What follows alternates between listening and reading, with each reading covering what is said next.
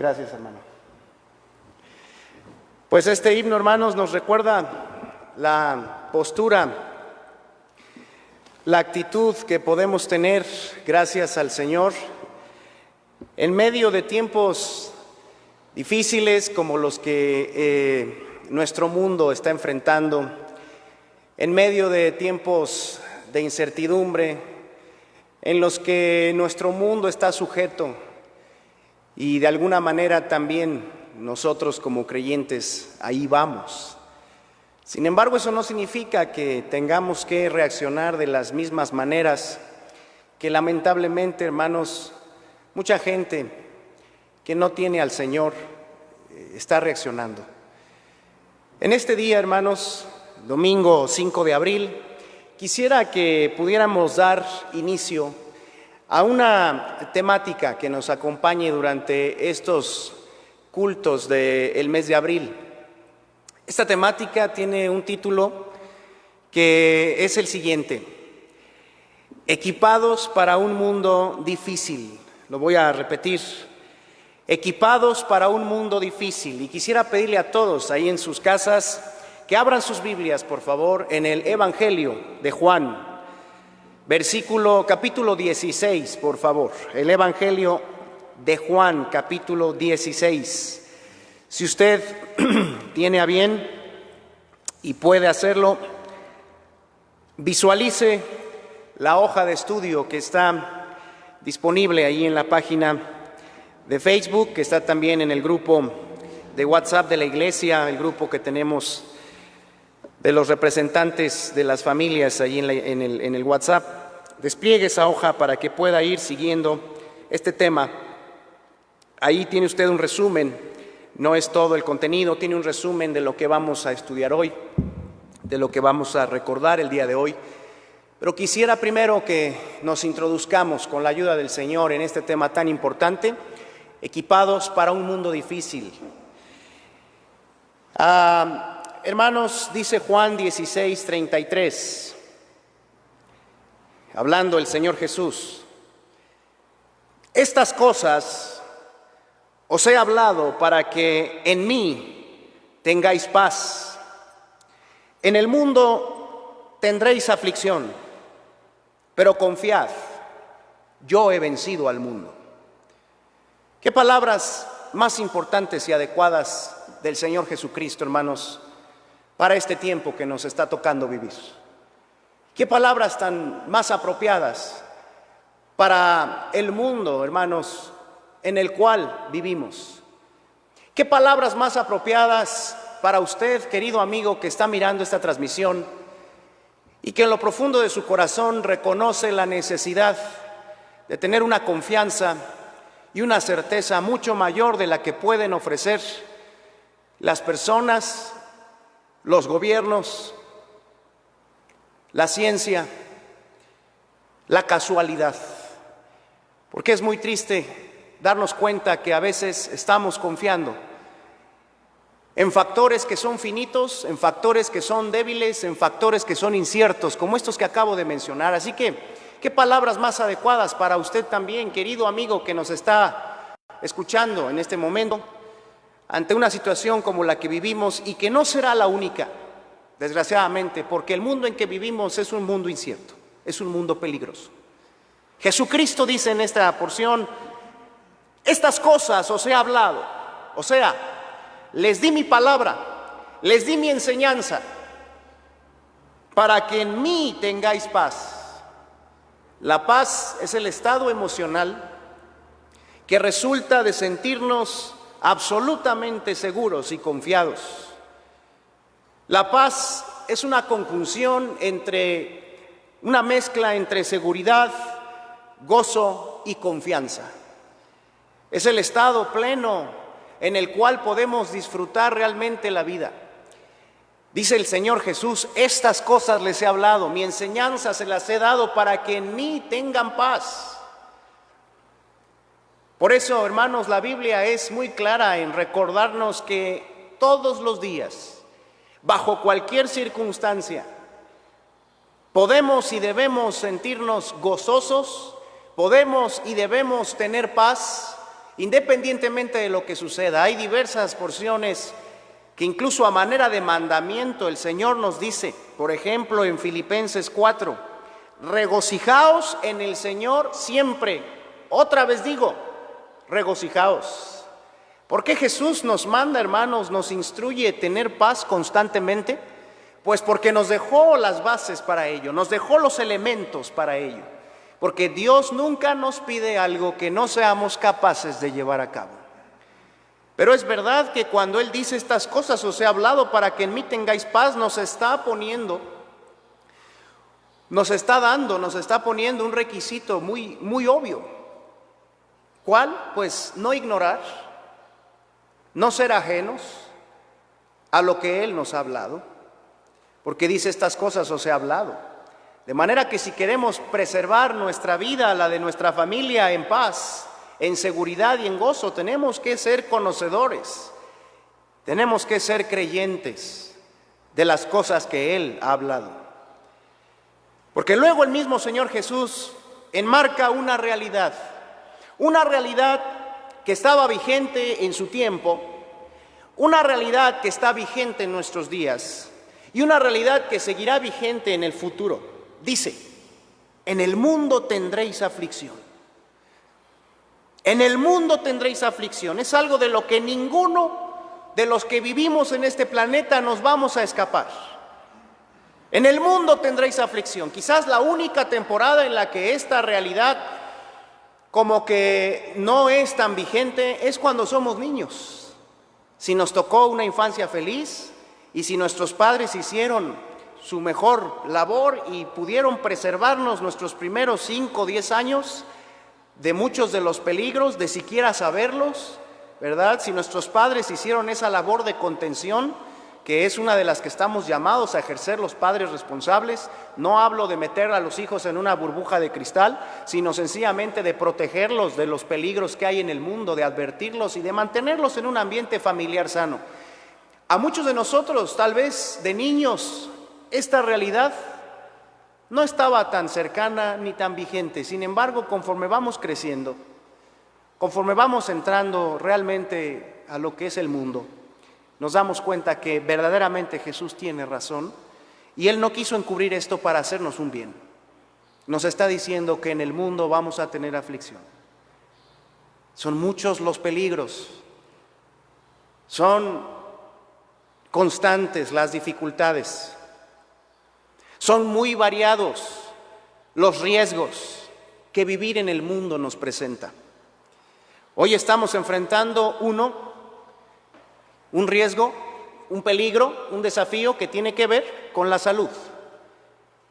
Y es un riesgo y es un peligro real, importante, que se está levantando sobre muchos países en nuestro mundo y que, según las noticias de nuestras autoridades, los informes, en México está próximo a sentirse con mucho más impacto.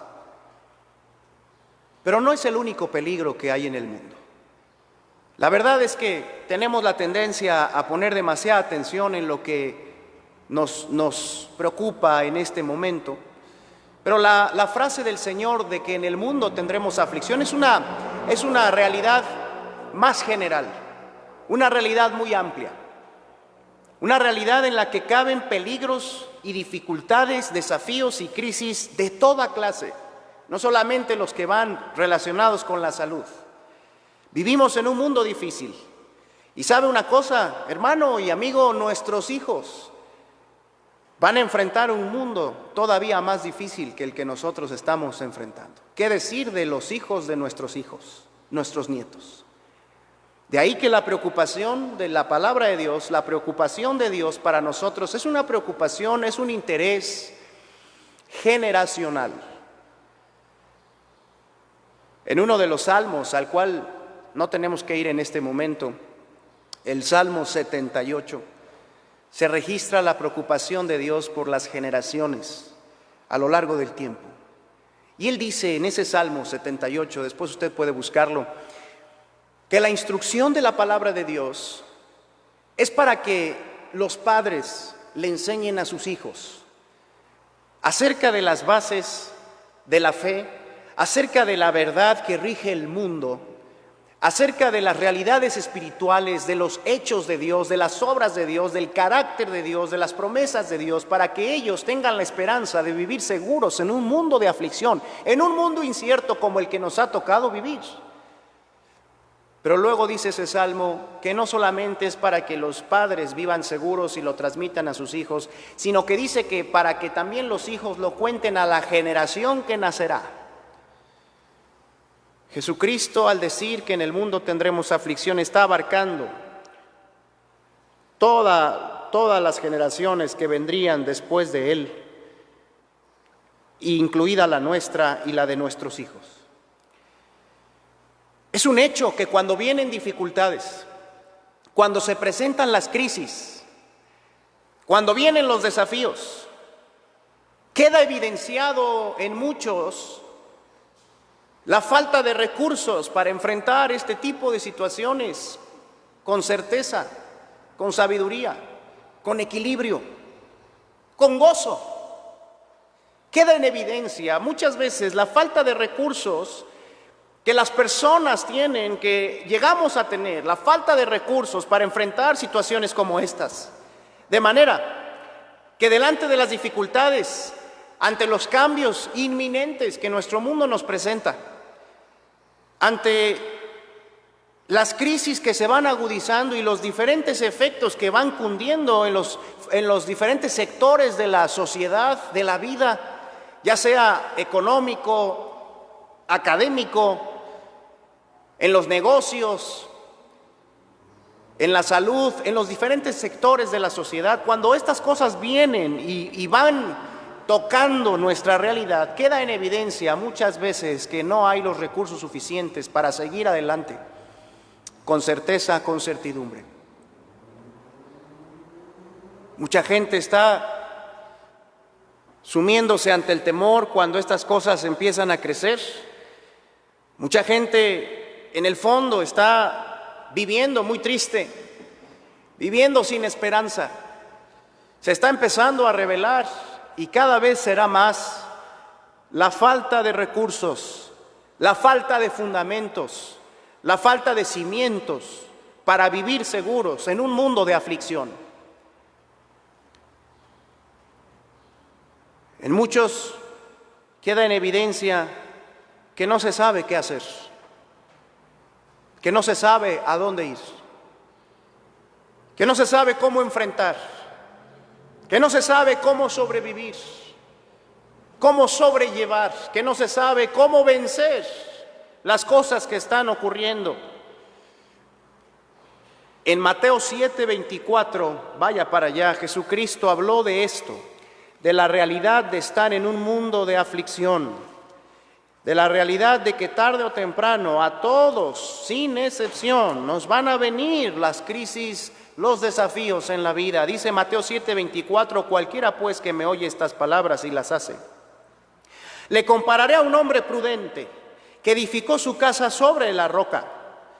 Descendió lluvia y vinieron ríos y soplaron vientos y golpearon contra aquella casa y no cayó porque estaba fundada sobre la roca. Pero cualquiera que me oye estas palabras y no las hace, le compararé a un hombre insensato que edificó su casa sobre la arena. Y descendió lluvia y vinieron ríos y soplaron vientos y dieron con ímpetu contra aquella casa y cayó y fue grande su ruina. Pero note muy bien cómo es que en esta porción, muy semejante a la de Juan 16:33 que acabamos de leer hace ratito, note muy bien cómo Jesucristo enfatiza lo mismo. Allá dijo estas palabras que os he hablado. Aquí dice, cualquiera pues que me oye estas palabras. O sea que Él está poniendo la certeza en el conocimiento, la fe y la práctica de sus palabras. Me temo que las crisis, los desafíos, los peligros, las dificultades que se enfrentan en el mundo, en la medida que se agudizan, ponen cada vez más en evidencia que muchos en el mundo solamente están edificando sus vidas sobre arena. Que muchos han venido creyendo que la educación los va a sostener siempre. Que muchos han venido creyendo que la obtención de dinero, que la realización de un negocio próspero, que la posesión de bienes materiales son cosas que los van a tener siempre seguros. De hecho, hoy por hoy podemos todavía, y gracias a Dios por eso, disfrutar de suficiente seguridad quedándonos en casa. Y esa es una de las instrucciones que nuestro gobierno nos pide en este tiempo y que hay que respetar. Pero ¿sabe una cosa? Cuando no tenemos bases firmes, sólidas para sobrellevar la aflicción en un mundo incierto, en nuestra propia casa podemos vivir verdaderas guerras, verdaderas crisis emocionales, existenciales, matrimoniales. Así que la casa todavía es, quizás, gracias a Dios lo es, un lugar seguro para muchos. Pero Jesús aquí no está hablando de los peligros físicos solamente. Está hablando de las crisis, los peligros y las luchas a nivel emocional, a nivel relacional, o sea, de las relaciones, a nivel espiritual. Está hablando de aquello que acomete contra lo que somos, contra la esperanza que tenemos en nuestro corazón, contra la visión que tenemos del futuro. Hay cosas que golpean contra eso y que nos dicen sólidamente, no pasarás. Y que nos dicen con rudeza, a ver, ¿qué vas a hacer ante esto? Y si te corren del trabajo, ¿qué vas a hacer? Y si se acaba tu negocio, tu empresa, ¿qué vas a hacer? Y si tus hijos enferman, ¿qué vas a hacer?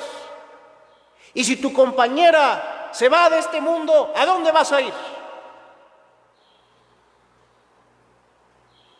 Se trata entonces de comprender que Jesús está interesado en que podamos llegar a experimentar una certeza plena de nuestras vidas más allá de las crisis, los peligros, los desafíos reales que este mundo nos tiene. Él quiere que seamos como casas edificadas sobre una roca y que aunque descienda lluvia y vengan ríos y soplen vientos y golpeen nuestra casa, nuestra vida, nuestra alma, nuestra mente, nuestra conciencia, no caigamos, sino que perseveremos. Y por eso, volviendo a Juan 16:33, donde empezamos, por favor, dice al final, en Juan 16:33, leíamos, ¿verdad? Estas cosas os he hablado para que en mí tengáis paz. En el mundo tendréis aflicción. Es inevitable. Sin embargo, la frase final dice, pero confiad, yo he vencido al mundo. Yo he vencido al mundo, son las palabras que el Señor Jesucristo le da a sus discípulos antes de enfrentar la muerte e ir al cielo después de haber dado la vida por nosotros. Les dice, yo he vencido al mundo. ¿Sabe qué significa esto, hermano, amigo? Que la manera en la que Él vivió y enfrentó este mundo incierto y este mundo de aflicciones, este mundo de incertidumbres y de crisis, fue en victoria. Nunca, jamás, nada de lo que ocurrió en el mundo turbó la mente de Jesús. Nunca, jamás, nada de lo que le sobrevino a Cristo en aquellos años que estuvo aquí, 33, nunca nada lo detuvo de seguir buscando los propósitos divinos. Y si bien le llegó la muerte, le llegó porque Él quiso entregar su cuerpo. Él quiso entregar su vida por nosotros. Él tenía poder para ponerla y poder para volverla a tomar. Así que fue a la muerte voluntariamente, planeadamente, y después de eso tomó su cuerpo otra vez en resurrección y ahora está a la diestra del Padre intercediendo por sus santos, de donde le esperamos. El control siempre lo tuvo. Ante las variadísimas circunstancias de esta vida, enfermedades, necesidades económicas, dolor emocional, partida de seres queridos, tantas cosas que nos enfrenta la vida, Jesús dice, yo he vencido al mundo, Yo enfrenté y viví de la manera correcta cada una de las circunstancias que hay en este mundo. Por eso el profeta Isaías, cuando habla de la venida del Mesías, dice que el Mesías llevó nuestras enfermedades y sufrió nuestros dolores. Eso quiere decir que el Señor Jesucristo fue capaz de vivir una vida humana a semejanza de la nuestra, con las mismas dificultades, enfermedades y sufrimientos, pero sin pecado, de una manera estable, firme, veraz, incluso fructífera, productiva. Porque una de las grandes tentaciones en las que podemos llegar a caer cuando estamos enfrentando tribulaciones, crisis, es la de replegarnos, es la de volvernos egoístas, es la de mirar por nosotros mismos nada más, por los nuestros, y dejar de buscar la trascendencia buscar hacia el bien de los demás. Esa es una de las grandes tentaciones, hermanos, de la que tenemos que tener mucho cuidado. Jesucristo, dice Hebreos 12, aún sufriendo tremenda contradicción de pecadores, fue y les perdonó. Aguantó haciendo su parte hasta el final. Por eso dice esa cita que debemos considerar aquel que sufrió tal contradicción de pecadores, tal oposición, tal embate de circunstancias adversas. Y dice ahí, consideren a ese que sufrió tanto haciendo el bien por ustedes, para que su ánimo de ustedes, de nosotros, no se canse hasta desmayar. Para que no nos sintamos sin herramientas y sin recursos, debemos de considerar la manera en la que el Señor Jesucristo pisó este mundo y habitó en este mundo y vivió en este mundo. Por eso el texto dice, yo he vencido al mundo. Pero antes de esa frase, el versículo 33, dice Jesús, pero confiad. Confiad. Habla de la fe.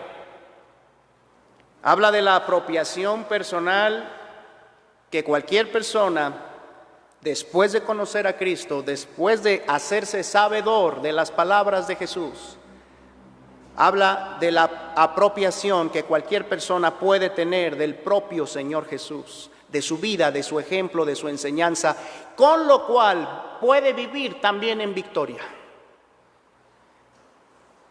Estas cosas entonces Jesús nos dejó para que en Él tengamos paz. En el mundo hay aflicción, pero Él venció el mundo. Sin embargo, podemos decir, pues Él lo venció, yo no. Pero el texto dice, confiad.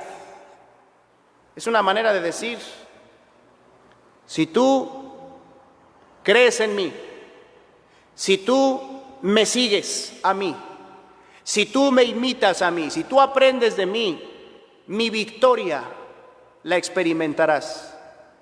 Te transferiré la certeza plena en medio de un mundo oscuro, incierto, como el mundo en el que estás. Esta realidad, hermanos, de poder vivir en victoria, equipados para un mundo difícil, se vuelve cada vez más importante conforme el final de los tiempos se acerca. Esta hermosa realidad de poder vivir equipados con los recursos del Maestro, de poder vivir una vida en victoria en medio de las dificultades, es cada vez más necesaria, en tanto que más personas empiezan a vivir angustiadas, empiezan a vivir en incertidumbre. Dios nos dejó, hermanos, estos recursos para que primeramente nosotros, los hijos de Dios, los creyentes, podamos vivir en victoria. Y también para que podamos compartir ese estilo de vida y esas bases con todos aquellos que las necesiten, cuando ellos también sean alcanzados por situaciones que les lleven a preguntarse realmente en dónde están las bases de su vida. Y eso es lo que con el paso del tiempo, ante una crisis como la que estamos viviendo, puede suceder en el corazón de muchos. Esa es la razón por la cual Jesús oró por sus discípulos en Juan 17. Ahí está Juan 17, justamente después de estas palabras de Juan 16:33. Obsérvelas, por favor. Mire el interés de Jesucristo en que sus hijos, sus discípulos, tuviéramos la fortaleza necesaria para vivir en este mundo de manera victoriosa. Mire en las palabras de oración del Señor los propósitos que Él tenía y que sigue teniendo para usted y para mí. Dice el 17, estas cosas habló Jesús y levantando los ojos al cielo, dijo, ¿verdad? Esa posición, esa postura de levantar los ojos al cielo indica que iba a orar, que iba a pedirle a Dios, al Padre. Habla de su conciencia de humanidad, habla de su conciencia de una necesidad constante de depender de Dios. Dice que levantó los ojos al cielo y dijo, y empieza a orar el Señor, Padre, la hora ha llegado, glorifica a tu Hijo para que también tu Hijo te glorifique a ti. Está diciendo que ya le llegó la hora de acabar su labor, ya le llegó la hora de llegar a la crucifixión, ya le llegó la hora de completar su plan que tuvo en el mundo, ya estaba él a unos días. Y le dice ahí, la hora ha llegado. Y en el versículo 2 le dice, como le has dado potestad sobre toda carne para que dé vida eterna a todos los que le diste. Y esta es la vida eterna, dice Jesús en su oración, que te conozcan a ti, el único Dios verdadero, y a Jesucristo a quien has enviado. Fíjese cómo es que el Señor está admitiendo aquí que la vida eterna es real, que la vida eterna, lo cual equivale a tener seguridad completa en Dios, la vida eterna es algo real, algo que viene a través del conocimiento verdadero del único Dios, algo que viene a través del conocimiento de Jesucristo a quien Dios envió. Y dice el 4, yo te he glorificado en la tierra, he acabado la obra que me diste que hiciese. Esa obra, queridos hermanos, es una obra que para ese momento que estaba orando Jesucristo ya había concluido. No puede referirse a la obra de la cruz porque esa todavía estaba en perspectiva, todavía estaba por venir. Esta obra del versículo 4 que él dice que ya había acabado es la obra de formación, de preparación, de equipamiento de los discípulos. Repito el 4. Yo te he glorificado en la tierra, he acabado la obra que me diste que hiciese. Va a quedar muy claro en los siguientes textos que a esa obra se refiere, a la obra de equipar a los discípulos para vivir en un mundo de aflicción de manera victoriosa. Ahora pues, Padre, dice el 5, glorifícame tú al lado tuyo con aquella gloria que tuve contigo antes que el mundo fuese. Se estaba preparando Jesús para volver al cielo.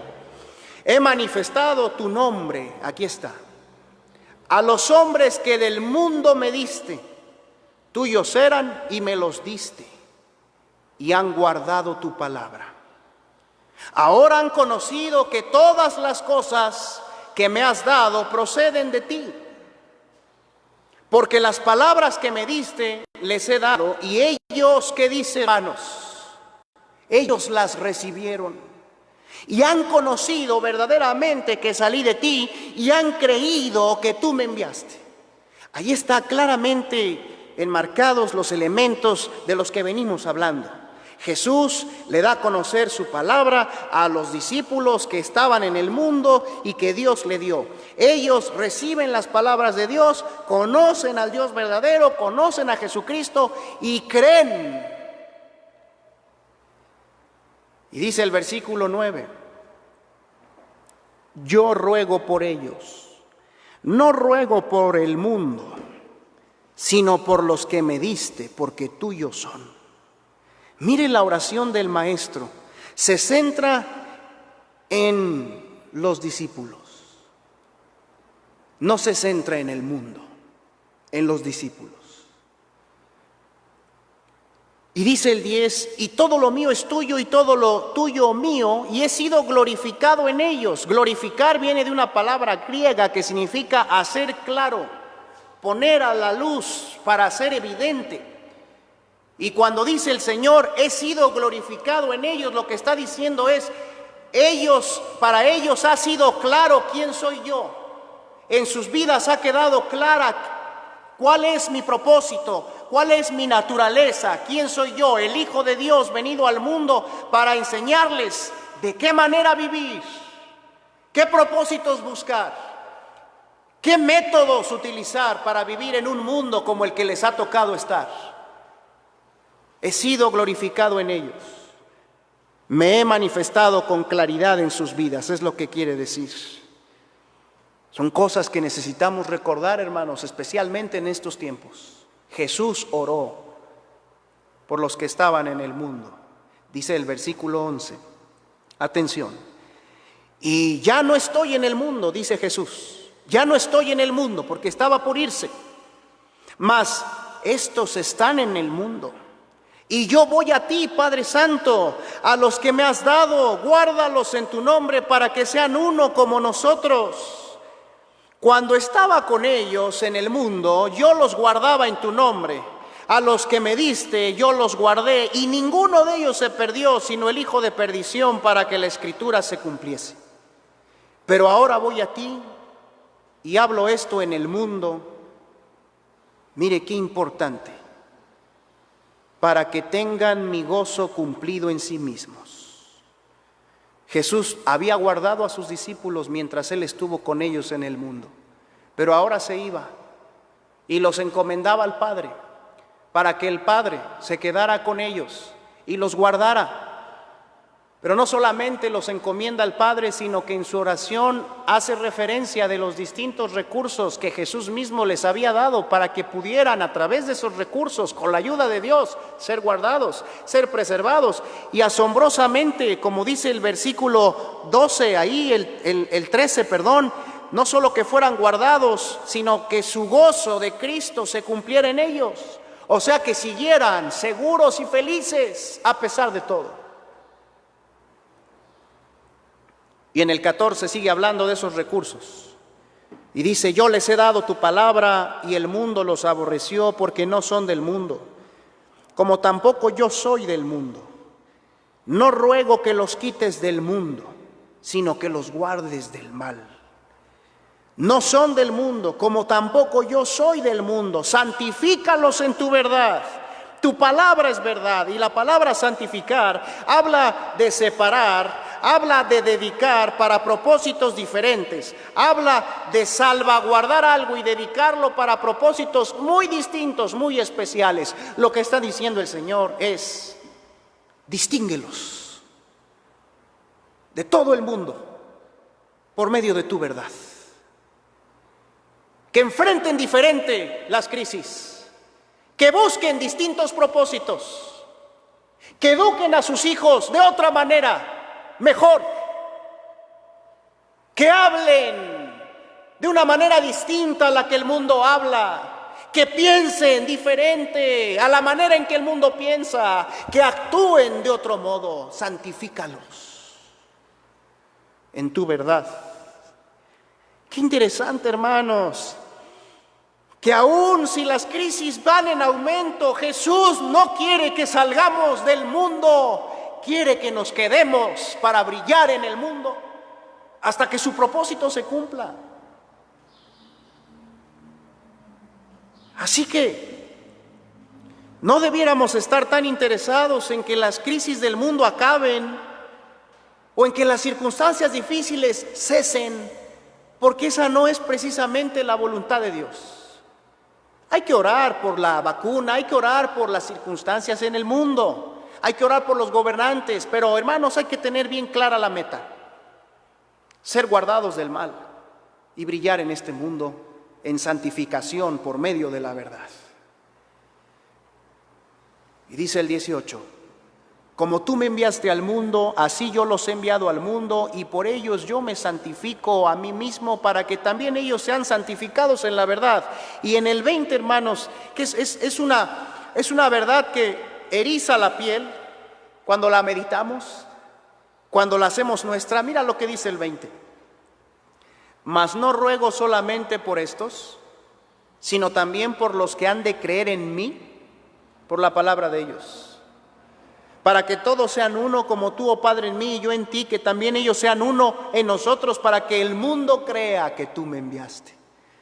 Fíjate cómo es que el Señor Jesucristo, en esa oración de Juan 17, nos tenía en mente a nosotros.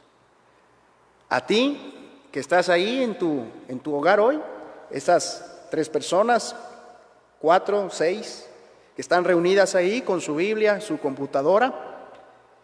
Estas personas que estamos aquí, muy poquitas en el auditorio, estuvimos en la mente de Jesús. Cuando en ese tiempo Él dijo, no te ruego solamente por ellos, por los que yo conocí, Juan, Jacobo, Pedro, Andrés, Simón, Judas, no te ruego solamente por ellos, sino por los que han de creer en mí, por la palabra de ellos. ¿Te acuerdas? Pero confiad, yo he vencido. Jesús sabía que habría otros en el tiempo, que íbamos a creer como producto del testimonio que iba a iniciarse con esos 12, con esos 120, con esos 70, con ese grupo de seguidores que Él dejó. Ahí estamos tú y yo, enfrentando un mundo difícil. Pero con las oraciones del Señor, con la palabra del Señor Jesucristo, con los recursos del Maestro, con el ejemplo del Señor, equipados para un mundo difícil. Interesante, hermanos, que el Señor no solo se propuso y pensó en esto para que nosotros estuviéramos seguros, para que estuviéramos guardados del mal, para que fuésemos felices y tuviéramos el gozo del Señor en nosotros a pesar de todo, sino que va más allá y se atreve a decir en el versículo 21 algo, hermanos, que solo con su poder es posible, pero es posible. Dice al final del 21 que todo esto, estos recursos que Él nos dio y el orar por nosotros y el capacitarnos y el darnos ejemplo, que todo eso, dice el 21 al final, es para que el mundo crea. Para que el mundo crea en Jesús.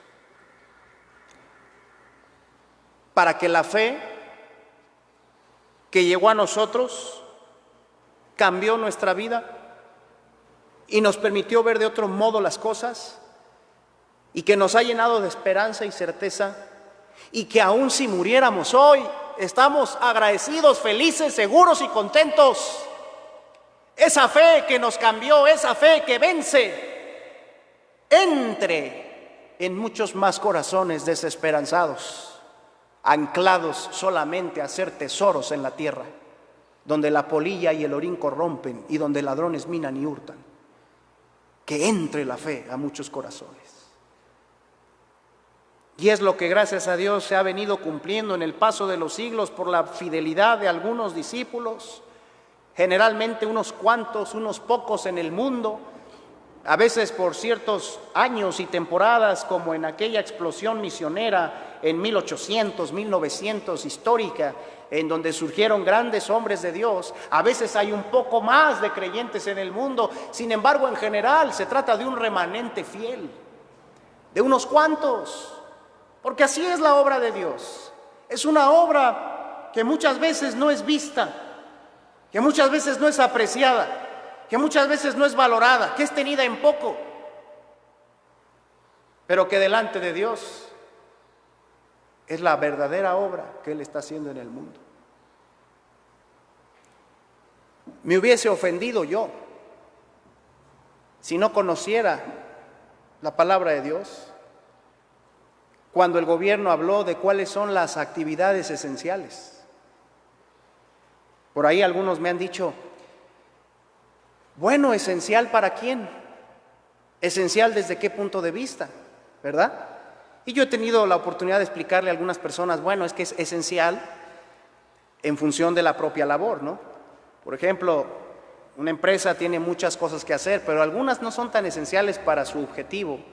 Entonces debe quitar esas labores y a las personas involucradas, ¿no? Sin embargo, también es esencial para el sustento de la vida física. Y en la lista que pone ahí, ¿verdad?, el gobierno de las labores y actividades esenciales, no aparecen las iglesias, no aparece la predicación de la palabra, no aparece la edificación de las vidas, no aparece nada de lo que tenga que ver con la fe, nada. Si yo no conociera la verdad, me vendría abajo. en ese sentido y diría, no es nada importante lo que hacemos. Pero es que, hermanos, la obra de Dios pasa desapercibida por el mundo, pero no por los ojos de Dios. Hay un texto en 2 Tesalonicenses 2, en donde se nos dice claramente que el Espíritu de Dios en los creyentes está deteniendo, está conteniendo el misterio de la iniquidad, la obra de la maldad en el mundo. Está deteniendo, el Espíritu Santo está deteniendo la obra de la maldad. Y dice ese texto que un día Él que está en medio deteniendo el Espíritu va a ser quitado. Y todos sabemos, los que hemos estudiado la Biblia, sabemos que ese momento se refiere al rapto de la iglesia, al arrebatamiento, cuando en un abrir y cerrar de ojos los creyentes nos iremos para morar para siempre con Jesús. No sabemos cuánto falte, pero ese es el evento inmediato que estamos esperando. Y cuando se ha quitado del medio, dice la Biblia, pero ¿sabes? Eso es algo invisible. Nadie en el mundo sabrá qué pasó. Nadie en el mundo podrá atestiguar lo que sucedió. Porque las cosas que hace Dios son cosas que pasan desapercibidas y que no son posible verlas. Sin embargo, son reales, actúan y están sucediendo. Lo que Dios quiere que hagamos, hermanos, la forma en la que quiere que vivamos, los frutos que quiere que demos, llegarán a ser evidentes cuando Dios quiera. Sin embargo, hoy tenemos la oportunidad de seguir adelante a pesar de todo. Y buscar que la fe invisible, y buscar que la verdad invisible también llegue a corazones desesperanzados. Dice el 21, para que el mundo crea. Primera de Juan 5, allí en nuestras Biblias, casi al final, se confirman estas cosas que estamos hablando, hermanos. Primera de Juan 5, y dice el versículo 3. Pues este es el amor de Dios, que guardemos sus mandamientos, y sus mandamientos no son gravosos, porque todo lo que es nacido de Dios, ¿qué dice, hermanos? Vence al mundo. Todo lo que es nacido de Dios vence al mundo. Y esta es la victoria que ha vencido al mundo. ¿Cuál, hermanos? Nuestra fe. Note muy bien que todo lo que es nacido de Dios vence al mundo. El que escribió estas palabras, Juan, también escribió el Evangelio de Juan, y en el capítulo 3 abunda sobre la enseñanza del nuevo nacimiento. Y dice que el nuevo nacimiento es un acontecimiento espiritual que es como el viento, que no puedes verlo. Oye su sonido, pero no sabes de dónde viene ni a dónde va, pero es real, actúa, obra. De manera que la obra de Dios, hermanos, se está haciendo por medio de creyentes en medio del mundo. Primero, llevándolos a ellos a vencer. Es lo primero que Dios quiere que pase como consecuencia de nuestra fe, como consecuencia de los mandamientos de Dios que no son gravosos, que dice ahí en el 3, como consecuencia del amor de Dios a través de su palabra, a través de su voluntad, quiere que venzamos nosotros, porque dice, esta es la victoria que ha vencido al mundo, nuestra fe. Así que la obra de Dios está actuando y se manifiesta primero asegurándonos a nosotros, llevándonos a vencer a nosotros en medio de un mundo oscuro, pero también dice el versículo 5, ¿quién es el que vence al mundo? Sino el que cree que Jesús es el Hijo de Dios. O sea que el Señor, hermanos, no solamente quiere que nosotros vivamos venciendo, vivamos seguros, sino que también quiere que nuestra fe en Jesús se extienda, que nuestra fe en Jesús llegue a otras personas. Y luego dice el versículo 10, El que cree en el Hijo de Dios tiene el testimonio en sí mismo. El que no cree a Dios le ha hecho mentiroso, porque no ha creído en el testimonio que Dios ha dado acerca de su Hijo. Y este es el testimonio, lean conmigo esta parte, y este es el testimonio que Dios nos ha dado, vida eterna. Y esta vida está en su Hijo. El que tiene al Hijo, ¿qué tiene? La vida. Y el que no tiene al Hijo de Dios no tiene la vida. Estas cosas os he escrito a vosotros que creéis en el nombre del Hijo de Dios, para que sepáis que tenéis vida eterna y para que creáis en el nombre del Hijo de Dios. Y luego, hermanos, al finalizar este capítulo, Juan habla nuevamente de la certeza y nuevamente de los recursos para enfrentar un mundo de aflicción. Mira, y aquí enfatiza uno, que es con el que quiero empezar el día de hoy, en lo que me resta del tiempo y en la tarde. El recurso de la oración genuina, la oración verdadera. Dice el versículo 14, ahí en 1 de Juan 5. Y esta es la confianza que tenemos en Él, que si pedimos alguna cosa conforme a su voluntad, ¿qué pasa, hermanos? Él nos oye. Esta es la confianza, esta es la certeza. Esta es la garantía, el aseguramiento, esta es la paz, el gozo, es lo que quiere decir. Esta es la confianza que tenemos en Él, que si pedimos alguna cosa conforme a su voluntad, Él nos oye. Y si sabemos que Él nos oye, dice el 15, en cualquiera cosa que pidamos, sabemos que tenemos las peticiones que le hayamos hecho.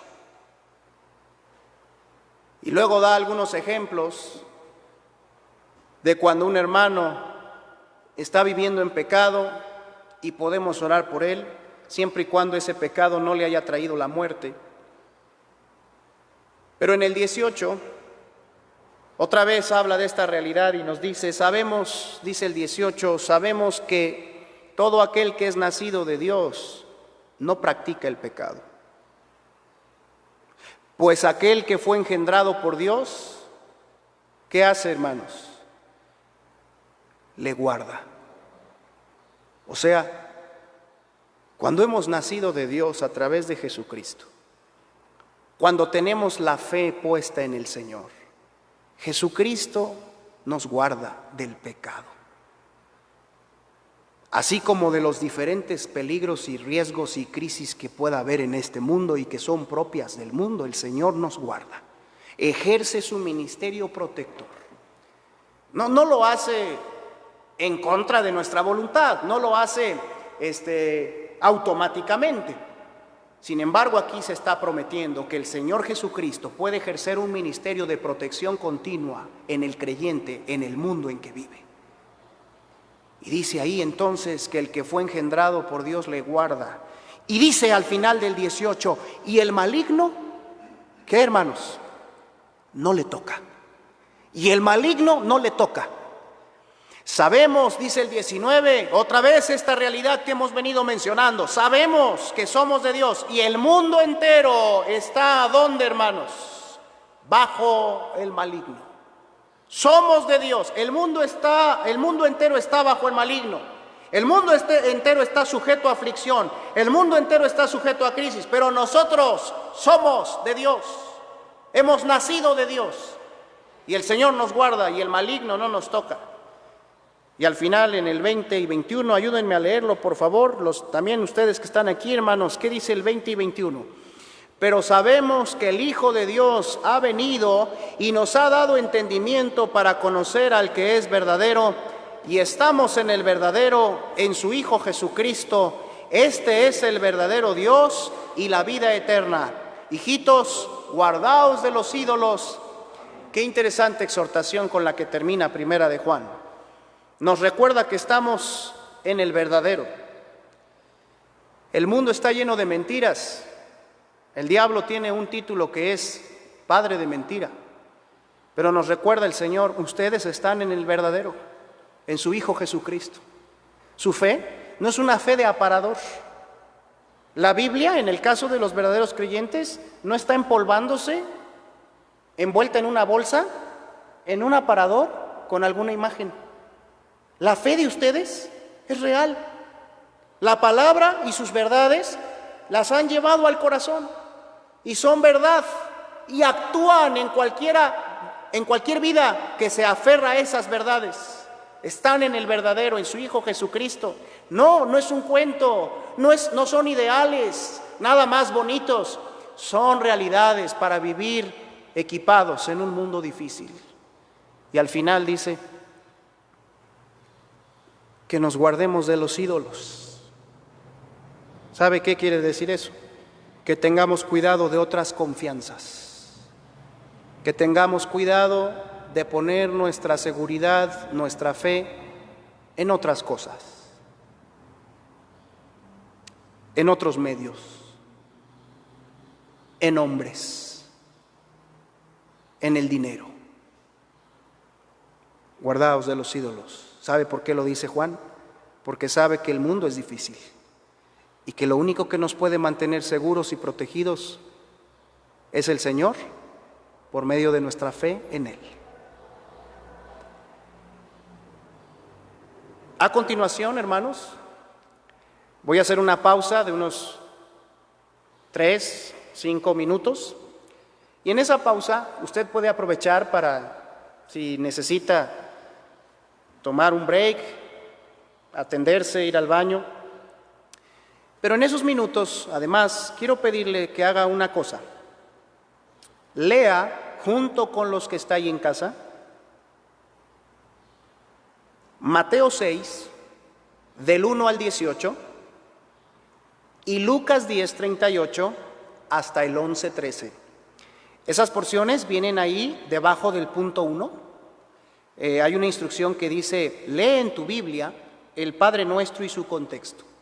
Y ahí están las dos porciones, Mateo 6, 1 al 18 y Lucas 10, 38 al 11, 13. Quiero pedirles que hagan esa lectura ahí en sus hogares, ¿verdad? Y en unos 3-5 minutos volveremos para estudiar esta parte que es el primer recurso que el Maestro nos deja, o que voy a enseñar, pues, de los que Él nos dejó para vivir en victoria en este mundo. Jesús nos enseñó a orar, hermanos, como parte de ese equipamiento para un mundo difícil. Nos enseñó a orar. Así que haga esas lecturas, tome un pequeño descanso. Ahorita esto lo podemos hacer así, aprovechando que estamos recibiendo la predicación en casa y que no tenemos prisa de hacer otras cosas. Por eso es que estamos usando un poco más de tiempo para estudiar la palabra, pero vamos a dejar este tiempo para esta lectura, tomar un break y volveremos con un canto y seguiremos estudiando, hermanos.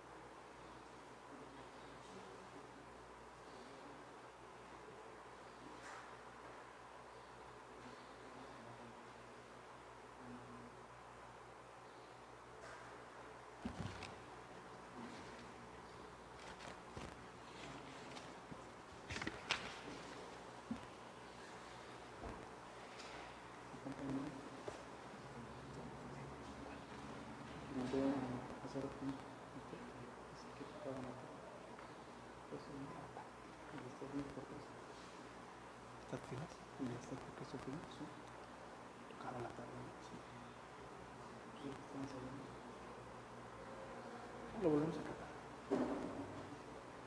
Entonces, tú lo diriges, tú tu papá. ¿Quién nos separa?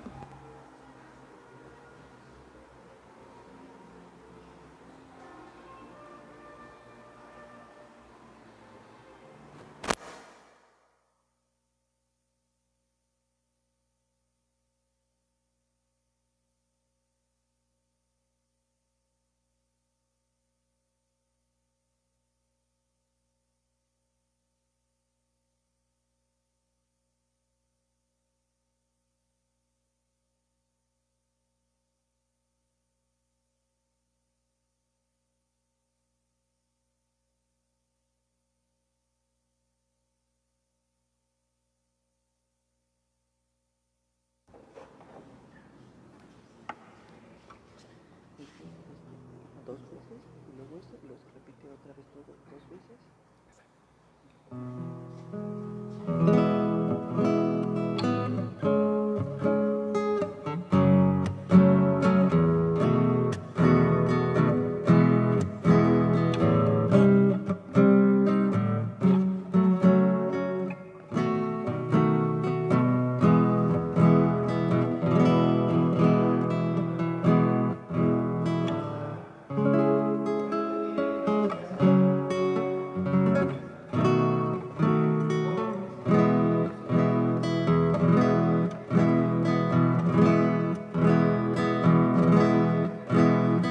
¿Quién nos separará del amor del Señor?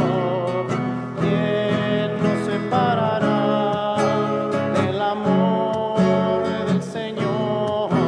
Ni la muerte, ni la vida, ni lo alto, ni lo bajo, nos podrá separar de ti, Señor. Ni la muerte, ni la vida, ni lo alto, ni lo bajo, nos podrá separar. ¿Quién nos separará del amor del Señor? ¿Quién nos separará del amor del Señor?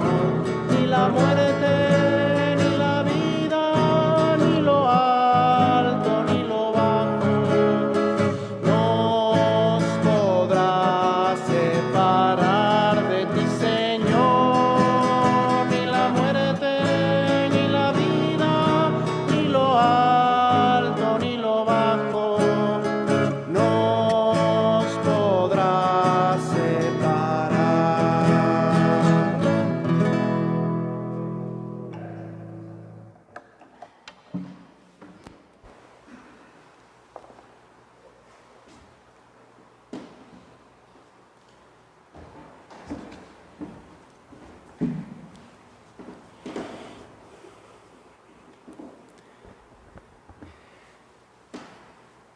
Los recursos del Maestro para vivir en victoria.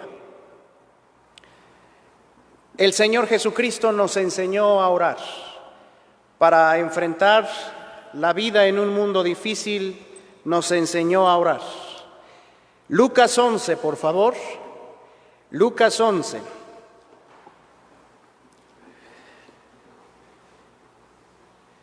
Lucas 11, del 1 al 13, que ustedes ya pudieron leer en sus casas, juntamente con una porción paralela que está en Mateo 6, 1 al 18.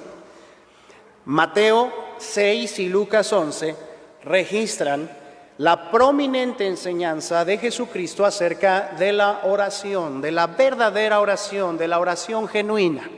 Qué gusto que en el mundo se esté valorando esta práctica cada vez más con motivo de la crisis de salud, de la emergencia sanitaria que enfrentamos. Gracias a Dios por eso. Sin embargo, algo que es muy necesario es poder ser equipados en lo que es la verdadera oración, la oración que solamente Dios nos puede enseñar a practicar. Porque si algo es cierto, queridos hermanos y amigos, es que cualquier cosa que tenga que ver con Dios, para que sea certera, correcta, fehaciente, segura, tiene que brotar de lo que Dios enseña. Y la oración no es la excepción. Jesús nos equipó enseñándonos a orar, hermanos y amigos. En un mundo oscuro tenemos el recurso de la oración, pero no cualquier oración. La oración que el Señor practicó y la oración que nos quiere enseñar en este momento, en estos días, a vivir practicando para ser guardados, ser protegidos en un mundo difícil. Aconteció, dice el 1 de Lucas 11, aconteció que estaba Jesús orando en un lugar. Y cuando terminó, uno de sus discípulos le dijo: Señor, ¿y qué le dijo? Enséñanos a orar como también Juan enseñó a sus discípulos. Note muy bien que Jesús estaba orando y después de haberlo hecho, esto causó el interés de uno de los discípulos y fue y le preguntó y le pidió, mejor dicho, enséñanos a orar. Señor, enséñanos a orar. Y en el versículo 2 Jesús comienza a decirle a este discípulo y a los demás: cuando oréis, decid: Padre nuestro que estás en los cielos, santificado sea tu nombre. Venga tu reino, hágase tu voluntad, como en el cielo, así también en la tierra. El pan nuestro de cada día, dánoslo hoy, y perdónanos nuestros pecados, porque también nosotros perdonamos a todos los que nos deben, y no nos metas en tentación, mas líbranos del mal. Esta oración tan famosa, hermanos, lamentablemente ha sido tomada como un rezo en el mundo, como si fuera un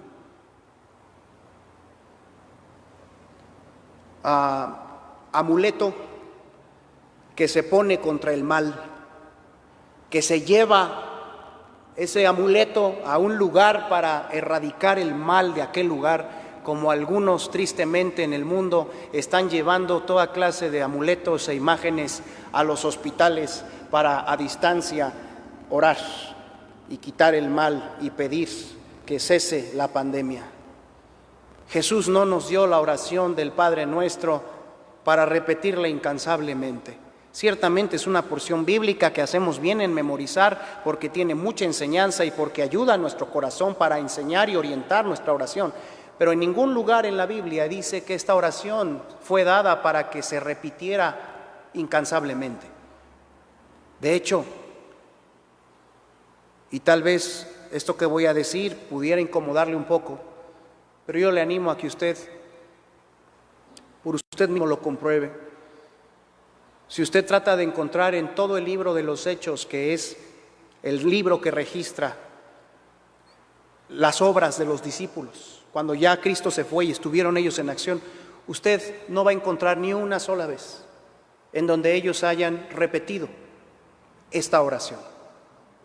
No la usaban de esa manera. Esta oración, queridos amigos, que se conoce como el Padre Nuestro, salió originalmente de los labios del Maestro durante su ministerio aquí en la tierra. Y a pesar de ser palabras ampliamente conocidas en el mundo y a pesar de ser palabras que en su mayoría las personas conocen, esas palabras hoy están reducidas a una repetición que se usa como amuleto o fórmula mágica con fines de penitencia, o bien creyendo que así se cumple, repitiendo estas palabras, se cumple con el mandato de orar a Dios.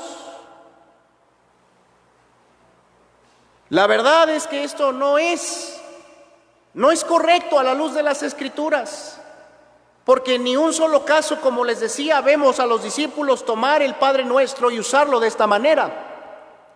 Esta amada oración con la que Jesús enseñó a sus discípulos no contiene toda la doctrina, toda la enseñanza de la oración. Sin embargo, forma una columna vertebral forma una enseñanza fundamental, forma un recurso muy valioso aquí, con lecciones muy provechosas para nuestra vida espiritual, a fin de estar equipados para vivir seguros en medio de un mundo de aflicción. El hermano del Señor Jesucristo fue el pastor de la primera iglesia en Jerusalén. Su nombre, Jacobo. Más tarde, cuando se les añadió, ya Jacobo ya ni siquiera estaba vivo. Cuando en la historia se les añadió el prefijo san a los santos, a los hombres de Dios, a los siervos de Dios, Jacobo llegó a ser conocido como San Jacobo. Y después, por comodidad, sobre todo en el idioma de latín, se contrajo esa manera y ahora se le conoce como Santiago, ya no San Jacobo, Santiago. En su libro Santiago, porque escribió un libro, una carta, en el Nuevo Testamento, Santiago, el hermano del Señor que aprendió esto, escribe en el capítulo 5 de esta manera: confesaos vuestras ofensas unos a otros y orad unos por otros. Y luego dice Santiago, estoy citando el capítulo 5, versículo 16, la oración eficaz del justo puede mucho. Esas palabras las dice uno de los hermanos de sangre del Señor Jesucristo. La oración eficaz del justo puede mucho. Y esta instrucción que Jesucristo dio en sus días constituye precisamente los preceptos para que nosotros podamos practicar una oración eficaz. Una oración que logra. Una oración que tiene efecto en nuestra vida como en las personas a las cuales ponemos en oración. Una oración que se va viendo cuando la practicamos continuamente y con los elementos que Jesucristo enseñó. Una oración de verdad, una oración genuina. ¿Cómo oramos eficazmente? ¿Cómo ejercemos el recurso? ¿Cómo practicamos este recurso que Jesús nos dejó, queridos hermanos y amigos que me escuchan? Número 1. Oramos eficazmente cuando comprendemos y nos convencemos de nuestra propia necesidad de orar. Oramos de manera eficaz cuando comprendemos y nos convencemos de nuestra propia necesidad de orar. Ustedes han leído estas porciones ya en sus Biblias y se han dado cuenta que la enseñanza del Padre Nuestro tiene un contexto. En Mateo capítulo 6, versículo 1 en adelante, vemos que el contexto de esta oración, o sea, lo que hay antes en esta enseñanza, es precisamente la advertencia de Cristo de no seguir el ejemplo de los religiosos fariseos.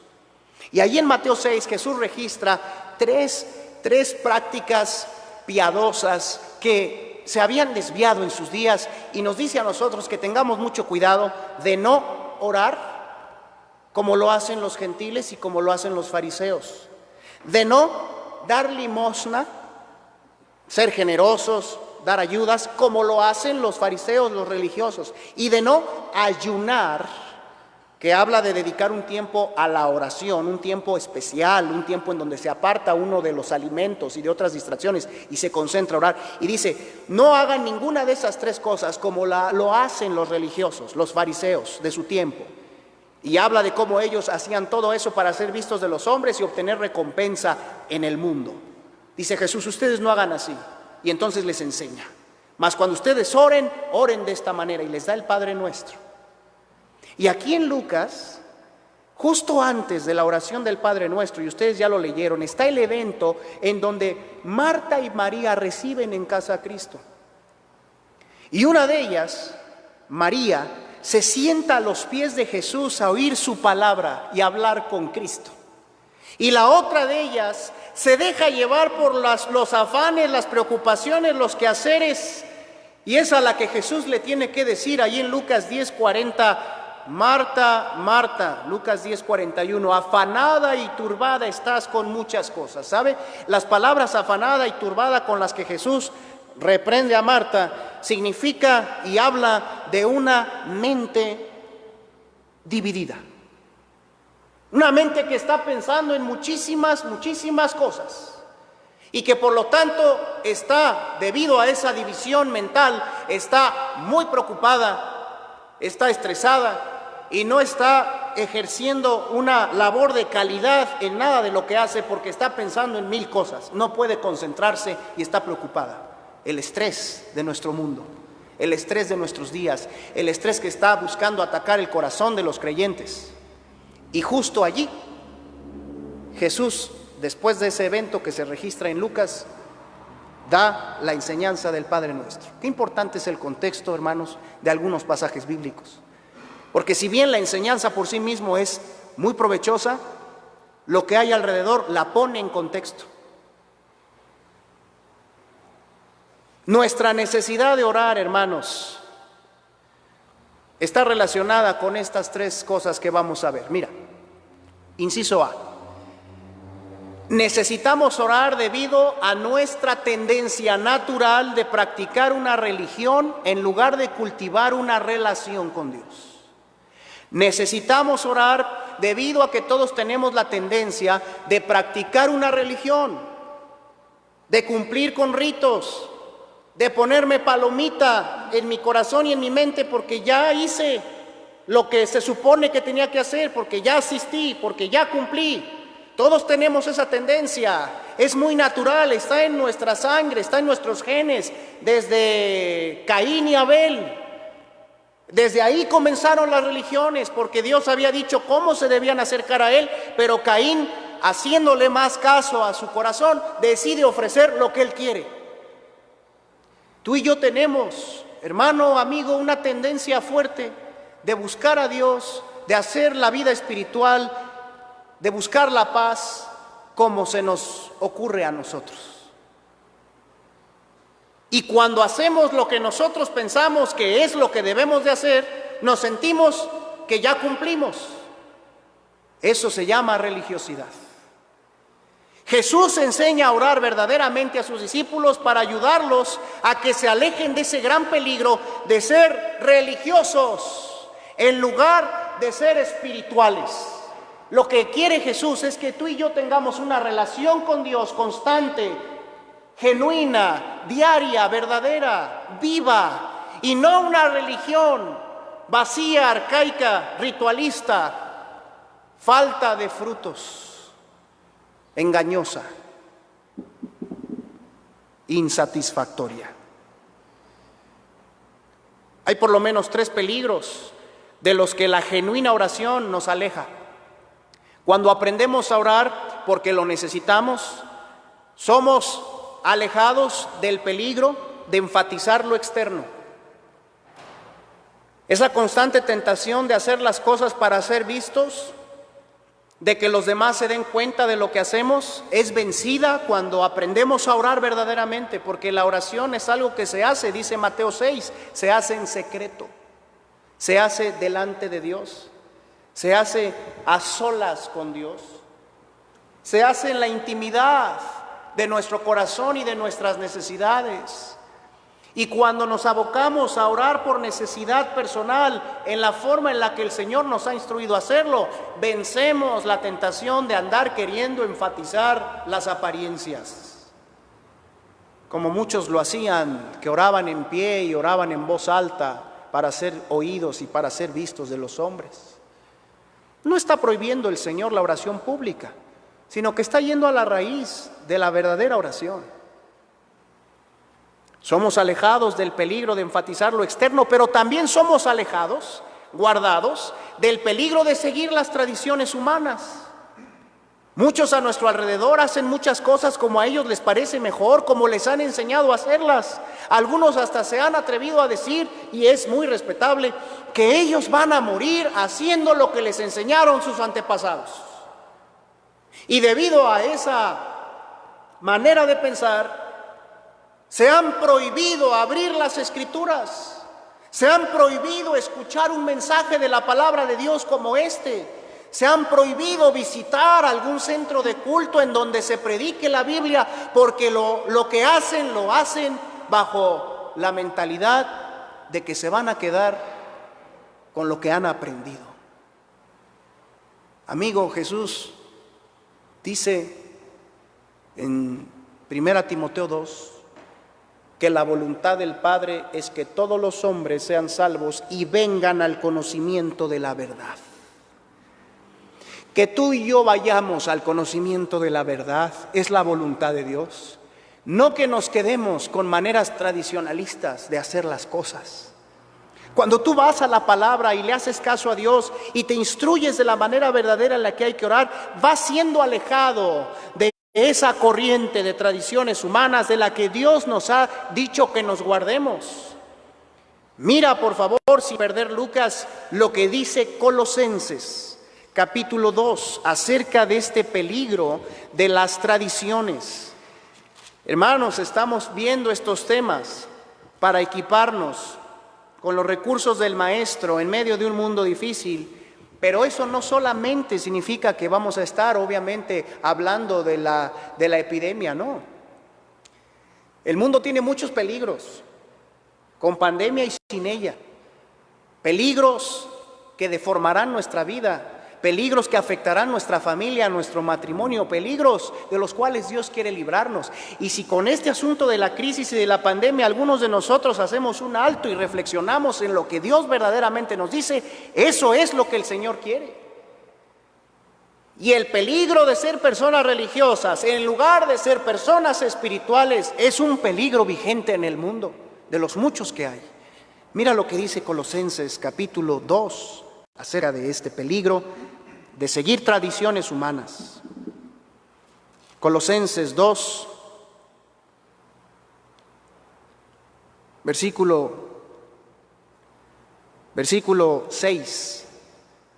Por tanto, dice ahí, de la manera que habéis recibido al Señor Jesucristo, andad en Él. Es lo primero que tenemos que hacer, recibir al Señor Jesucristo. Y si tú que me escuchas nunca lo has recibido, lo puedes hacer hoy.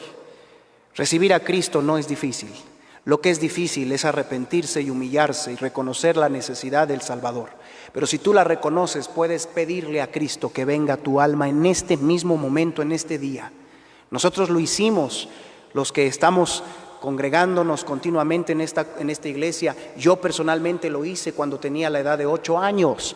Recibir a Jesucristo es la entrada a la fe. No es cuestión de una iglesia, es cuestión de tener una relación con el Hijo de Dios. Y este texto dice que de la manera que lo recibimos, así debemos también andar en Él. Arraigados y sobreedificados en Él y confirmados en la fe, así como habéis sido enseñados, abundando en acciones de gracias. Y luego mirad que nadie os engañe por medio de filosofías y huecas sutilezas, según las tradiciones de los hombres, conforme a los rudimentos del mundo y no según Cristo. Dice aquí, cuídate mucho de ser engañado y llevado por las sutilezas, por filosofías, por los pareceres de los hombres, por las tradiciones humanas, por las enseñanzas del mundo y no vivir y no creer según Cristo. Y más adelante, en el versículo 20, hablando todavía de este tema, dice, pues si habéis muerto con Cristo en cuanto a los rudimentos del mundo, o sea, si ya diste el paso de creer en el Señor y entonces te apartas ya de las enseñanzas del mundo, de la manera de vivir del mundo, dice ahí, ¿por qué pues, como si vivieseis en el mundo, os sometéis a preceptos tales como no manejes, ni gustes, ni aun toques, en conformidad de mandamientos y doctrinas de hombres? Y dice, hermanos, acerca de los mandamientos y doctrinas y enseñanzas humanas, dice ahí, cosas que todas se destruyen con el uso, con el paso del tiempo. Las tradiciones van y vienen, cambian de acuerdo a la sociedad, cambian de acuerdo al tiempo. La palabra de Dios no cambia, es inmutable, es fiel, es firme, es veraz. Y dice el versículo 23, tales cosas o sea, las tradiciones y los mandamientos de hombres, tienen a la verdad cierta reputación de sabiduría, en culto voluntario, en humildad y en duro trato del cuerpo, pero no tienen valor alguno contra los apetitos de la carne. Jesús nos enseña a orar verdaderamente para no enfrentar los peligros de la vida con los recursos débiles de las tradiciones humanas, de la religiosidad.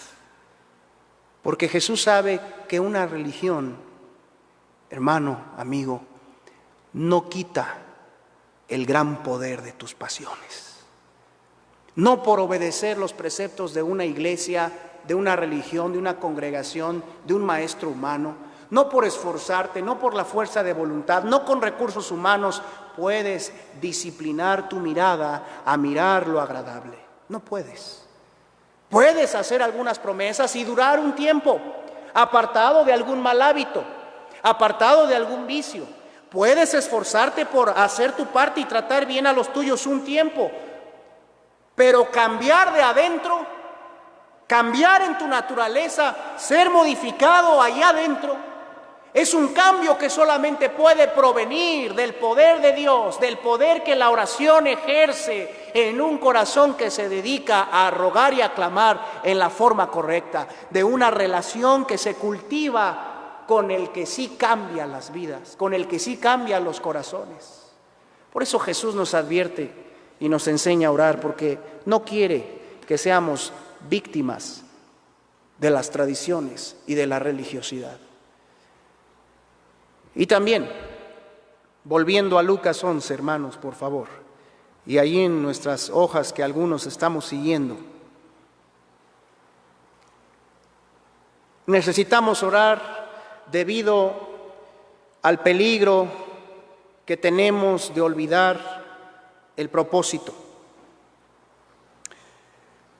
Cuando oramos genuinamente, cuando oramos verdaderamente, cuando aprendemos a orar y cultivamos la oración verdadera, somos alejados del peligro de desviarnos y de olvidar el propósito verdadero. Mira, si no nos cuidamos, con el paso del tiempo, todo lo que hacemos, dejamos de hacerlo por las razones y los propósitos correctos. Caemos en lo que se llama la rutina, la costumbre. Todos estamos sujetos a ese peligro de volvernos rutinarios, de olvidar por qué hacemos lo que hacemos. Y de vez en cuando Dios tiene que intervenir para recordarnos el porqué de muchas cosas. No sé usted, pero en estos días yo he estado reflexionando. ¿Sí será tan importante congregarnos? ¿Por qué será que tenemos que congregarnos 2 o 3 veces por semana? ¿Será que Dios tiene razón en ordenarnos congregarnos? Yo he estado reflexionando en eso, porque al no poderlo hacer como lo hacemos habitualmente, realmente se valoran muchas cosas. Realmente se da uno cuenta de por qué Dios diseñó las cosas como las diseñó. A veces Él tiene que intervenir para que recordemos la naturaleza de los propósitos de las cosas. No sé usted, pero a mí me ha pasado que en el matrimonio, al paso del tiempo, si uno no se cuida, uno puede olvidar por qué está casado. Uno puede olvidar por qué se comprometió con una persona para toda la vida. Y a veces las circunstancias, y a veces las aflicciones, a veces las cosas que vienen son un acicate para recordar por qué estamos comprometidos con una sola persona. Hay muchas razones que tuvimos que haber valorado cuando nos unimos a una sola persona para toda la vida. Cuando Dios nos enseña a orar, nos está diciendo que no quiere que olvidemos el propósito de tener una relación con Dios, no quiere que olvidemos el propósito de ser sal y luz en el mundo, no quiere que olvidemos las razones por las cuales el Señor nos ha alcanzado, no quiere que nos volvamos rutinarios. La verdadera oración, como la enseña el Señor Jesús, es una disciplina espiritual que se lleva a cabo en lo íntimo, que se lleva a cabo en lo secreto, que nadie ve, pero que va forjando una relación fuerte con Dios. Cuando la relación con Dios se cultiva a través de la oración, lejos estamos de volvernos rutinarios, lejos estamos de olvidar el propósito de las cosas, porque estamos diaria y constantemente en la presencia del Señor. Cuando oramos en forma genuina y crecemos en ello, recordamos que somos hijos de Dios, que estamos en medio de un mundo difícil y que necesitamos que Él obre y nos ayude continuamente. Tu conciencia y mi conciencia, cuando entras a la presencia de Dios, es despertada, es fortalecida, porque nos acercamos no a un mandatario, no a un gobernante, no a un presidente, ni siquiera a un rey, nos acercamos al Creador. Estamos delante del que tiene nuestra vida y la vida del mundo en sus manos.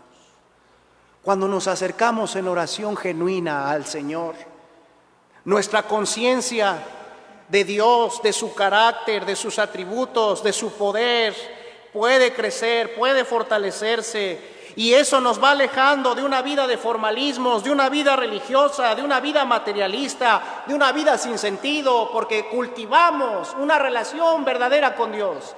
Por eso el profeta Elías, cuando se acercaba al rey de Israel, más de una ocasión, en Primero de Reyes 17 y 18, se acerca delante de aquel mandatario y Elías le dice estas palabras: Acab, vive Jehová, delante de cuya presencia estoy.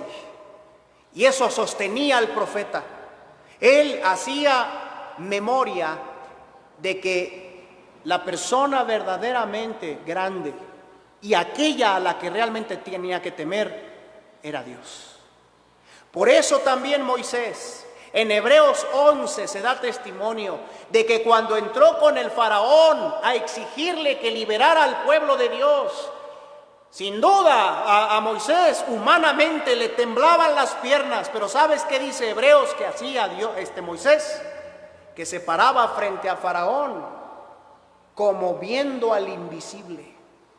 O sea, que Moisés entraba a la presencia de faraón con la plena conciencia de que el soberano, Dios, el eterno, estaba también ahí. Aprender a orar, queridos hermanos y amigos, de manera correcta y genuina, es aprender a vivir en la presencia de Dios. Es aprender a mantener esa conciencia de que nuestra vida está en sus manos. Es tener una conversación continua con Dios, siempre vigente, no dejando que nada la obstaculice, que nada la estorbe. Pero también necesitamos orar, porque cada día luchamos y lucharemos con la preocupación y el afán. Eso es lo que nos enseña el contexto del Padre Nuestro en Lucas.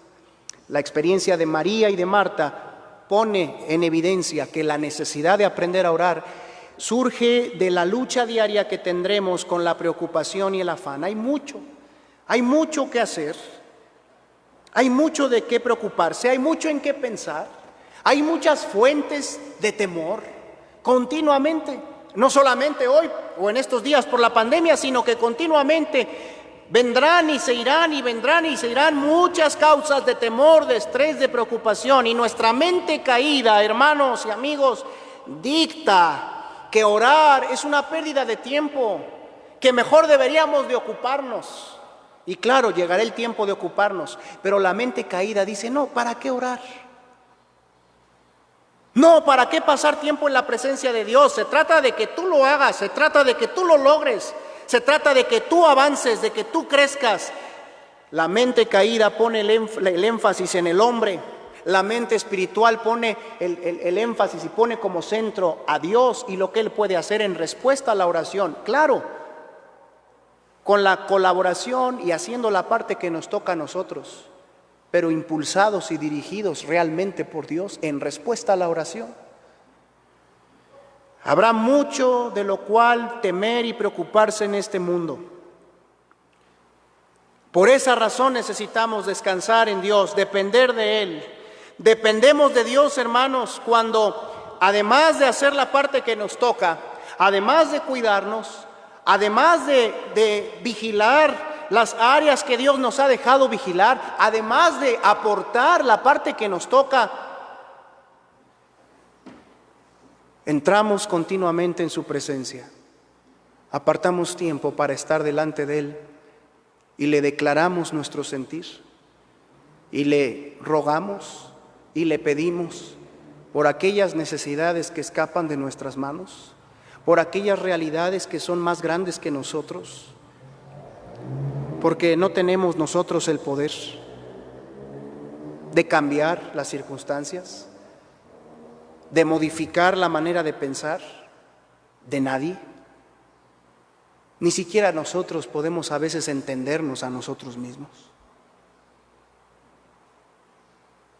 La oración nos fue dada para que continuamente nos recarguemos, para que constantemente descansemos, para que continuamente nos apoyemos en el poder de Dios, en la gracia de Dios, en el consuelo de Dios.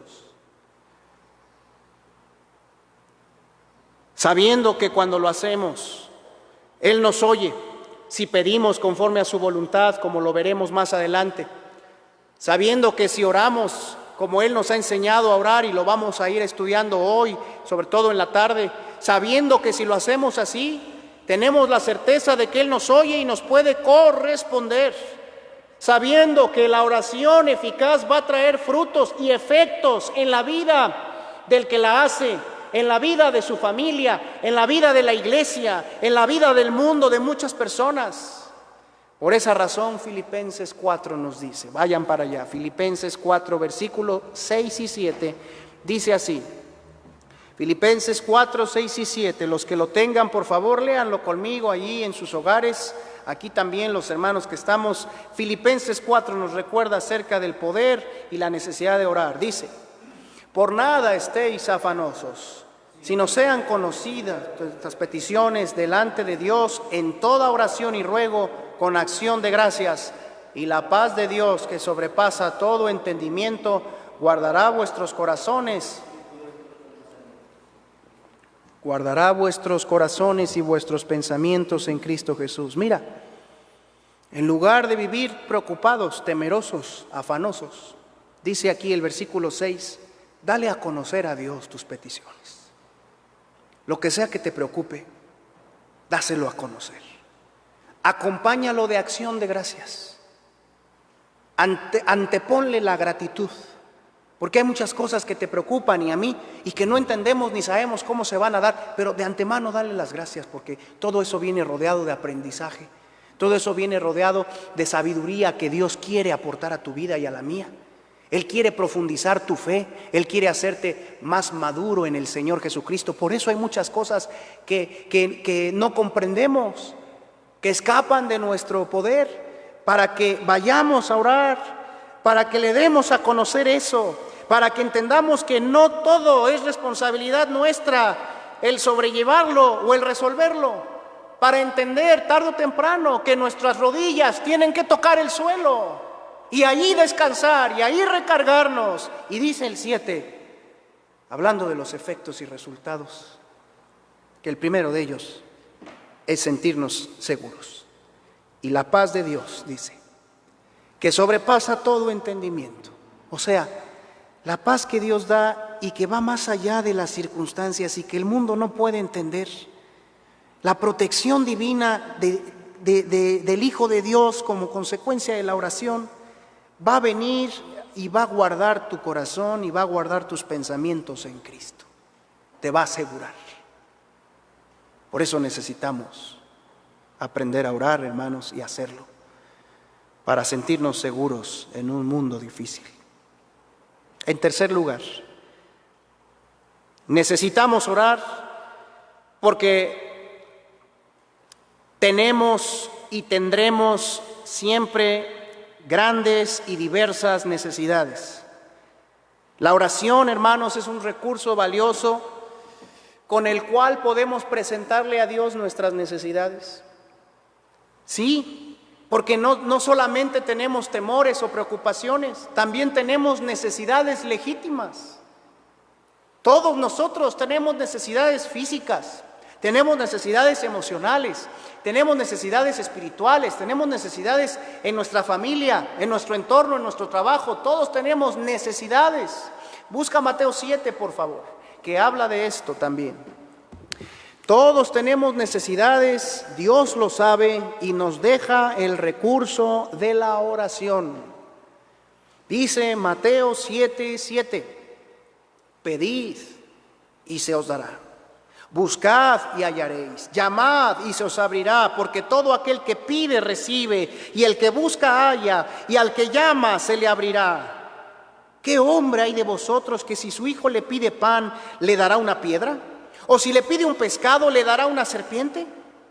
Pues si vosotros, siendo malos, sabéis dar buenas dádivas a vuestros hijos, ¿cuánto más vuestro Padre que está en los cielos dará buenas cosas? ¿A quiénes? A los que le piden. El hijo pide, y algunos piden mucho, ¿verdad? El hijo pide, no se preocupa de dónde lo va a sacar el padre, no se preocupa cuánto le ha costado a la madre conseguirlo, pide. Pide de comer, pide de vestir, pide de calzar, pide útiles, pide ciertos beneficios, ciertas comodidades, porque el hijo, en el mejor de los casos, claro está, tiene confianza en sus padres. Por eso no se detiene de pedir. Y cuando el padre en el hogar recibe esa petición, y claro está, siempre y cuando también tenga los medios, el padre se goza en dar, o al menos así debería de ser. El padre no le da una serpiente a su hijo si su hijo quiere comer pescado. El padre no le da una piedra a su hijo que quiere comer un pan. Y dice la reflexión del versículo 11, si ustedes por naturaleza son pecadores, son malos, porque tarde o temprano sale a la luz nuestra maldad. Sin embargo, en esa relación de padres e hijos, muchas veces se ve la nobleza, se ve el amor, se ve el sacrificio, se ve la generosidad. ¿Cuántos padres y madres dicen, aunque yo no coma, ahí está para mis hijos? Dice Dios, aquí nos hace reflexionar profundamente, si ustedes por naturaleza son malos y le dan a sus hijos buenas dádivas y se sacrifican, ¿cuánto más Dios, en quien no hay maldad, Dios que es lleno de bondad y de generosidad, le va a dar buenas cosas? Pero luego aquí viene el problema. Dice que le da buenas cosas a quienes le piden. Y pedir, hermanos, aquí pedir se refiere a la oración verdadera, a la genuina búsqueda de los beneficios, de la provisión que Dios ha prometido a través de la oración. Hermanos, estamos delante de una enorme necesidad, un gran recurso que Dios nos ha dado para una enorme necesidad. No se suplen las necesidades solamente trabajando. Ese es un medio a través del cual Dios las puede hacer venir, y Dios ordena que trabajemos y que busquemos la manera, aunque sea difícil, aunque se compliquen las cosas, aunque se tengan que cambiar algunas maneras de buscar el trabajo. Dios ordena que seamos empleados buenos, trabajadores sanos, diligentes, pero no es la única manera. Dios dice, pídeme, pídeme. La falta de un corazón verdaderamente peticionario ante Dios a veces está evidenciando orgullo, a veces está evidenciando falta de fe, a veces está evidenciando que no hay una relación viva y cercana con el Padre. Pero Él dice, los que le pidan recibirán buenas cosas. ¿Cuánto podemos crecer, hermanos, en tener un corazón cargado de peticiones delante de Dios. El Salmo 37 dice, Salmo 37, versículo 3, confía en Jehová y haz el bien, y habitarás en la tierra y te apacentarás de la verdad. Deleítate a sí mismo en Jehová y Él te concederá las peticiones de tu corazón. ¿Sabes una cosa? Esto está vigente, aunque haya crisis alrededor. Está vigente. Confía en Jehová y haz el bien. Esa es tu parte, hacer el bien.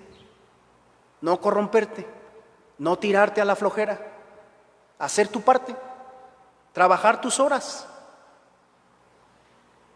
Yo no creo que Dios quiera que en medio de esta situación, si alguno de nosotros, nuestra fuente de ingresos se viera reducida, o nuestro lugar de trabajo hiciera ajustes que nos afectaran estas semanas o estos meses, yo no creo que Dios por eso quiera que ahora trabajes 16, 18 o 20 horas. No lo creo. Tal vez tengas que hacer ajustes, pero uno de los primordiales debería de ser que aumente tu fe, que sigas haciendo tu parte, hagas el bien, y viene la promesa, y habitarás en la tierra, habitarás, no te faltarán las cosas, habitarás en la tierra, te apacentarás de la verdad, y luego por eso dice, y deleítate en Jehová, fortalece tu relación con Él, deleítate, y Él te va a conceder las peticiones de tu corazón. Así que necesitamos orar, queridos hermanos y amigos, para apartarnos de la religiosidad. Necesitamos orar porque hay una lucha continua con el afán y la preocupación, y necesitamos orar porque tenemos grandes, diversas necesidades y un Padre que las quiere suplir y que las puede suplir, pero que lo hace a quienes le piden. ¿Y tú? ¿Sabes pedir? Santiago, otra vez, el hermano de Jesús, Santiago 4, mira, nos advierte que hay una manera incorrecta de pedir, una manera egoísta, que Dios no puede escuchar. Dice Santiago 4, versículo 2, codiciáis y no tenéis, matáis y ardéis de envidia, y no podéis alcanzar, combatís y lucháis, pero no tenéis lo que deseáis porque no pedís. O sea que para llegar al momento de pedir, a veces codiciamos, batallamos, luchamos y todo, y nomás no pedimos a Dios. Pensamos que todo depende de nosotros, y esto, y que el jefe, y que los cambios, y que no sé si va a alcanzar. Y no llegamos al punto de pedirle a Dios. Pero cuando llegamos, dice el versículo 3, luego viene otro problema: pedís y no recibís, porque pedís mal, para gastar en vuestros deleites. O sea que hay maneras incorrectas de pedir. Por eso te pregunto, ¿sabemos pedir? Porque Dios es bueno y va a dar buenas cosas a los que le pidan. Dios no está en crisis. En el cielo no hay virus. Las arcas de Dios no están colapsadas. No hay recesión económica en el cielo, hermanos y amigos. Donde hay crisis es en los corazones. Donde hay crisis, donde hay recesión, es aquí adentro, en la fe. Y no por la pandemia, desde siempre, desde antes. Resolviendo eso, nos podremos conectar con un Dios que es generoso y que dice: toda buena dádiva y todo don perfecto desciende de lo alto del Padre de las luces, en el cual no hay mudanza ni sombra de variación. Él no ha cambiado de parecer, Él quiere seguir dando. Si no escatimó ni a su propio Hijo, sino que lo entregó en la cruz por nosotros, para nuestros pecados, dice Romanos 8, ¿cómo no nos dará con Él todas las cosas? Así que hemos aprendido en el punto número 1 que oramos eficazmente cuando comprendemos y nos convencemos de nuestra necesidad de orar. Usted que me escucha, ¿estás convencido de tu necesidad de orar? ¿Estás consciente de tu necesidad de orar, de conectarte con el Padre, de descansar en Él, de hacerle saber tus temores? Niño que me escuchas, adolescente, ¿has empezado a sentir la necesidad de confiar en algo más grande y poderoso que tus propios padres? Esa necesidad es muy valiosa. Aunque tengas 6, 8, 10 o 12 años, si empiezas a darte cuenta que necesitas la ayuda superior a la ayuda que te pueden traer tus papás, estás empezando a sentir la necesidad de Dios, la necesidad de orar. Adulto que estás escuchando este tema, mira tu familia, mira tu vida, mira tu alrededor, mira tu vida, tus adentros. Necesitas orar. Necesitas aprender a vincularte con Dios y entrar en su presencia. Amigo que escuchas este mensaje, ¿eres capaz de entrar a la presencia de Dios? No para rezar, para platicar con Él. ¿O todavía sientes que te estorba tu pecado? Porque si hay algo que estorba el que podamos orar, es nuestro pecado. Y si tú nunca le has pedido perdón a Jesucristo, quiero que sepas que lo puedes hacer en este momento. Para que Él te vuelva a conectar con Dios el Padre y tú puedas pedir en oración, necesitas comenzar declarándole a Cristo tu condición pecaminosa. Y una vez que se la declares, arrepentirte de eso, y en tu corazón y en tu alma volverte de eso, reconocerlo. No estoy hablando de que le hagas promesas de cambio, necesitas su poder para cambiar. Estoy hablando de que reconozcas en sinceridad que has vivido lejos de Dios, que no tienes una relación con Él, que tal vez ni siquiera la querías, pero hoy, a partir de estas circunstancias, con lo que ha llegado a tu vida, en tu familia, y sobre todo con lo que la palabra de Dios te dice y que hoy has entendido que Él quiere enseñarte a orar, te das cuenta que necesitas darle la espalda al pecado, el rostro a Dios. Por eso lo primero que te invito a hacer, amigo que me escuchas, si lo necesitas, es cerrar tus ojos e invocar a Cristo y pedirle perdón de tus pecados. Arrepentirte ahí, en donde estés, y volverte a Dios de todo corazón. Y pedirle a Jesús que venga a ti y que con su sangre que ya derramó en la cruz te lave y te limpie. Y instale en ti una relación verdadera con Dios. Porque Jesucristo es el único medio provisto por Dios para que tú puedas empezar a orar en forma genuina. Él es el único, como lo vamos a ver, que nos puede conectar con el Padre. Antes de terminar en oración, quiero decirle a todos los que están viendo este mensaje, escuchándolo, que al final de la hoja de estudio que están visualizando ahí en sus teléfonos, hay un ejercicio de participación y aplicación familiar. Yo quiero recomendarles que en familia lo puedan hacer. Es analizar las oraciones de dos hombres de Dios, una oración de Abraham, una oración de Elías, con dos preguntas, y después dar un tiempo para que cada quien de nosotros, de los que estemos presentes, expresemos algunas cuestiones sobre nuestra necesidad de orar. Este es un recurso, hermanos, que Jesucristo nos enseñó para enfrentar estos momentos y otros que vengan. Por eso quiero pedirles que, si bien puede ser terminando ahorita el tema, Puede ser que no, puede ser que hagan una pausa, que coman y después tengan este tiempo, ¿verdad?, de aplicación, de estudio familiar. Puede ser que lo hagan más al rato, puede ser que lo hagan de una vez, como ustedes gusten, pero allí en la última parte, ¿verdad?, viene un recuadro con unas instrucciones para que de esta manera también ahí en casa fortalezcamos nuestro estudio bíblico.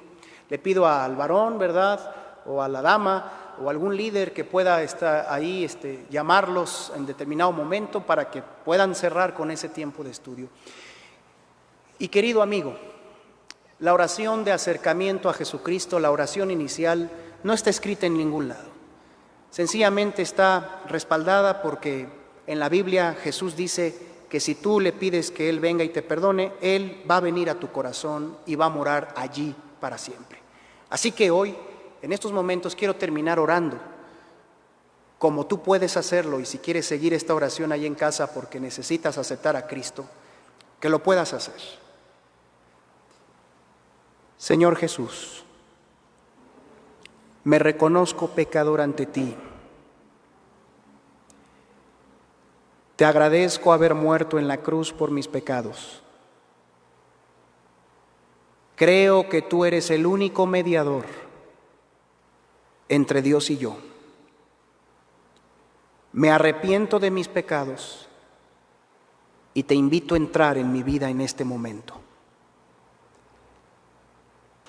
Gracias, Cristo, por salvarme y perdonarme. Ayúdame a tener una relación verdadera con Dios el Padre. Gracias, Jesús, por venir a mi corazón en este momento. Amén. Que Dios